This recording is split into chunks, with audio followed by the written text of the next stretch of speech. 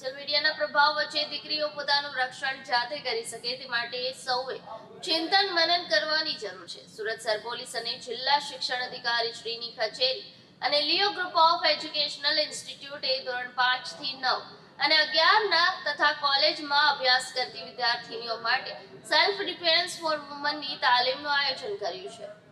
નમસ્કાર વાલી મિત્રો, સમગ્ર ઉધનામાં સમગ્ર ભારતના લોકો વસે છે.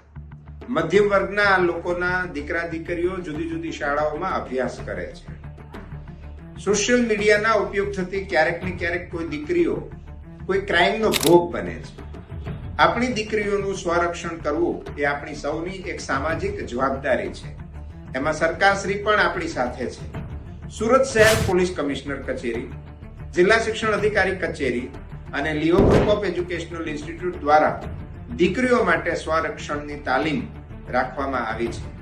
15 ફેબ્રુઆરીથી શરૂ થતી આ તાલીમ 7 દિવસ સુધી એટલે કે 22મી ફેબ્રુઆરી સુધી આ તાલીમ આપવામાં આવશે.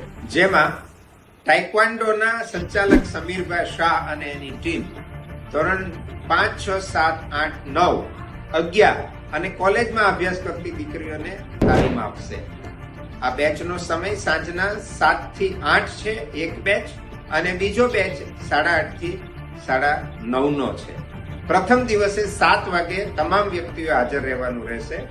લિયો group of educational institute, Leo school of science and commerce auditorium, BRC સામે.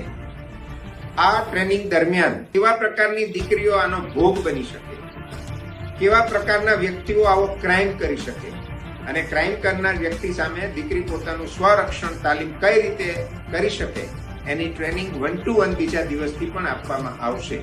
હું આશા રાખું છું કે ઉધના વિસ્તારના વાલીઓ દીકરીઓને મૂકવા આવે અને બહેનો પણ આવશે. જો એમને મૂકવા તો એમને પણ આ ટ્રેનિંગ શીખવાડવામાં આવશે.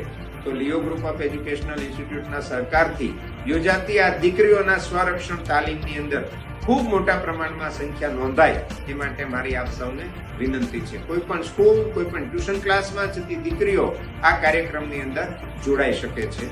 ફરીથી લિયો ગ્રુપ ઓફ એજ્યુકેશનલ ઇન્સ્ટિટ્યૂટ દીકરીઓના સ્વરક્ષણ માટે હંમેશા કટિબદ્ધ છે અને આવી તાલીમ કરતું રહેશે. આપ સૌનો ખૂબ ખૂબ આભાર.